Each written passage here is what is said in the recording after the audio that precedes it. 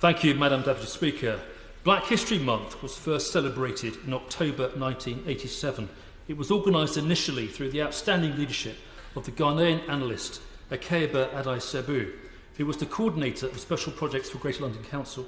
He has left a powerful legacy today. For the avoidance of doubt, it is right that we should celebrate black history, as we should celebrate our history in all of its forms. The need for brevity prevents me from even scratching the surface of the many brilliant contributions made by members of the BME community, so I'd like, if I may, to focus on a number of key areas. As of March 2020, 8.2% of all police officers in the UK are BME. 1 year ago, that figure was 7.8%, so there has been an increase. Similarly, the Metropolitan Police has 15% of its officers identifying today as BME, with 17% of those classified as black or black British. And the City of London Police has 22% of their joiners classed as BME this year. This is excellent, as the police forces that we entrust to keep us safe are increasingly reflective of the communities that they represent and increasingly reliant on policing by consent. So long may it continue and contribute to our history.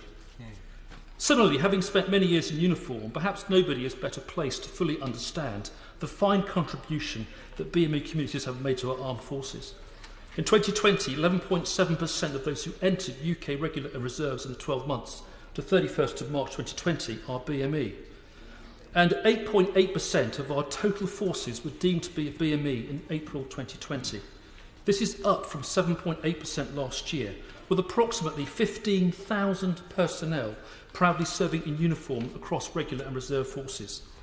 53 years ago, there were 212 Fijians in the UK Armed Forces. Now there are 1,460. And it's the same powerful story for foreign Commonwealth soldiers from right across the globe, all of whom have played their full part in the defence of our nation, not least in World War I, World War II, and since. Perhaps one of the most famous of all BME officers was Walter Tull. Not only was he amongst the first Afro-Caribbean infantry officers in the British Army, he was also the first of his professional football club, namely Northampton Town, to enlist at the outbreak of World War I. He rose to Lance Sergeant and fought in the Somme before being commissioned as a second lieutenant. It is alleged too that he was put forward for a military cross after leading a night raiding party crossing fast-flowing rapids on the Italian front. Tragically, he was killed in action on 25th of March 1918 during the First Battle of Bapaume, during Germany's Spring Offensive. His body was never recovered. He posthumously received the British War and Victory Medal, but he was the first British-born black army officer to lead white British troops into battle, and the first of many since. And lest we ever forget. And we have seen so many BME soldiers and officers rightly awarded the Military Cross and Victoria Cross. Most recently, Johnson v Harry needs no introduction and deserves our utmost admiration, as indeed does every member of the BME community who has contributed so much right across every part of our society. But in the short time I've got left, I would like to exercise, if I may, a note of caution. Inasmuch as we are here rightly to celebrate Black History Month, it is also incumbent upon us in this place to ensure that our national curriculum does not become hostage to those who simply want to airbrush our history from our consciousness. The secret to success with our all-important diversity and inclusion agenda lies in good education, dialogue, mutual respect, wider acceptance of our past failings and tolerance, not in imposing views which may not be reflective of the majority in the UK. So now is not the time for apologists, for anti-colonialists, or for emerging wokeness to attack a curriculum which is already fit for purpose.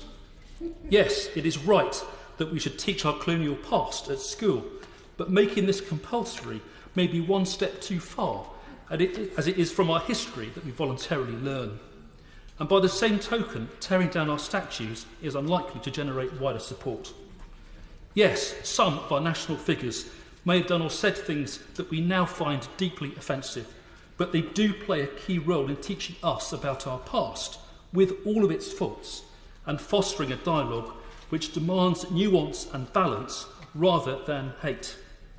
In the same way, it is clear that our so-called contested heritage at all National Trust, Heritage England and other historical sites has a role to both educate and guide the future, in the same way that our other national institutions, such as the last night of the proms, should be respected for what they are, not for what they are not. Seeking to reinforce this vague notion of white privilege in our society, or whitewashing those from our history who might not be to our taste today, is no way to manage our curriculum, and I would urge this House to be cautious. So, let's celebrate Black History Month as we absolutely should. Thank you. Withdrawn. So, Andrew.